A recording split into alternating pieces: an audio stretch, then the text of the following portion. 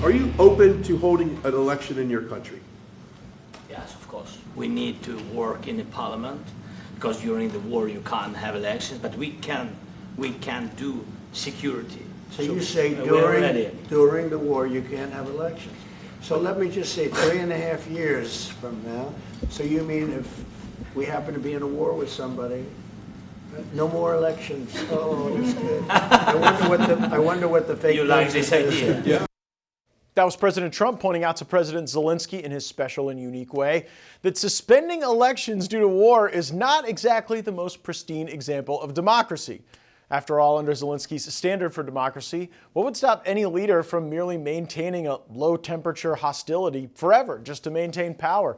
That was the point of the gentle ribbing he got from President Trump. It's worth noting that in America, we even voted during the Civil War. But this isn't a segment where we intend to be overly judgy about democracy and voting, because it appears we have some issues to address here at home before opining on the future of Ukrainian democracy. Check out this video of Democrat Michigan City Councilman Abu Musa on tape stuffing absentee ballots into a drop box in the middle of the night.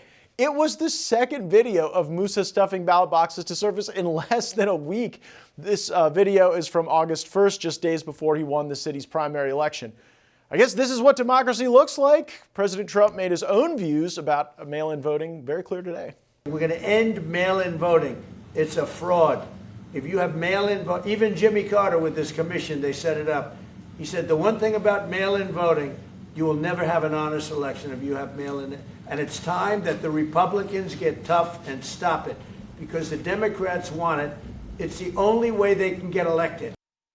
But it's not just how people vote, it's who gets to vote in what districts that's shaping up the political landscape.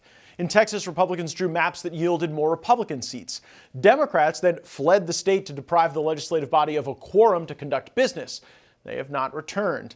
Then, in California, Governor Gavin Newsom unveiled a plan to spend $250 million for a statewide election to approve new maps to generate more Democrat seats. We think that idea is a bit nutty. Now, we've got a lot of states playing cartography chicken. We've got ballots being stuffed into boxes in the middle of the night, and we have European leaders telling us that the future of democracy doesn't necessarily include voting when there are hostilities.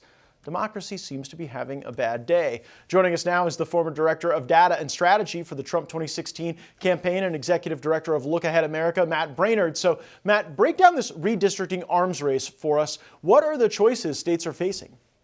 Well, it's important to remember where it started. If you listen to the left-wing media, they'll tell you that Democrat states like California are retaliating because of what Texas is doing.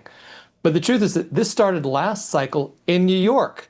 New York had perfectly good lines. They produced a majority Democrat congressman, but they weren't happy because a few too many Republicans won. And you remember this, as New York decided to do a mid-cycle redraw of their lines to eliminate some Republicans, and that was successful. So Texas is taking a look and saying, like, we can probably counter that. And then California's coming along and trying to counter that, and it's going to end up in an arms race. It's important to remember something. This is very important. When Democrat-controlled states draw lines, they draw them to optimize the number of Democrats elected. When Republicans have control to draw lines, they draw them based on geographic interest, protecting incumbents. You saw this happen in your home state of Florida. In fact, the Florida Republicans, who completely control the state, drew a map, submitted it to Governor DeSantis, and DeSantis vetoed it. Says, hey guys, we could have at least a couple more Republican congressmen. Go draw this again. So the problem that we face is that for too long, Republicans have not prioritized optimizing the number of Republicans in Washington. Now we've got a very narrow majority trying to push through President Trump's agenda. So of course he's looking back at states like Texas and Missouri and Indiana, and maybe even trying to squeeze a little bit more juice out of Florida to get us a few more seats there. And of course the Democrats want to retaliate. And one of the challenges with this issue is that this really just comes down to pure power politics, because outside of your audience and some people online, voters both don't care about this issue very much and often just don't understand it. They don't understand that you can have a state that Trump won by with 60% of the vote, but can only give 30% of their members of Congress to Republicans because of how those lines are drawn. It's a very complicated and murky subject. And the truth is, it's very hard to say who's fair and who's not. It's just pure No, both power sides politics. will accuse the other of being unfair. That's why you're a data scientist. That's why I brought you on. And what I really want to understand is if the arms race continues and all states become maximalist gerrymanderers, Who has the advantage, Republicans or Democrats? Right now, if all the gloves come off, there's a small advantage to Republicans. And there's because they have not historically completely optimized to put more Republicans in office. They protected incumbents, and they like geographic lines that keep counties together, whereas Democrats have no compunction. So if the gloves really do come off, I think Republicans can pick up quite a few seats. And there's something else happening in the background that has the potential to help Republicans a lot more.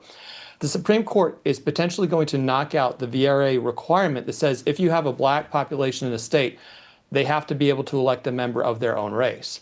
Once that gets knocked out, assuming it does, you'll see your former colleagues like Clyburn in South Carolina, those districts will just be completely vaporized. Wow. Same thing with in Tennessee. There's states, these red states, that have to have that one Democrat district because they have a black population. They'll be able to eliminate all of them. Wow, it'll be something. We'll definitely have you back on to chat about it more. Matt Braynard, the head of Look Ahead America and one of the smartest data scientists around in the Republican Party. Thanks for coming on. Thanks for having me.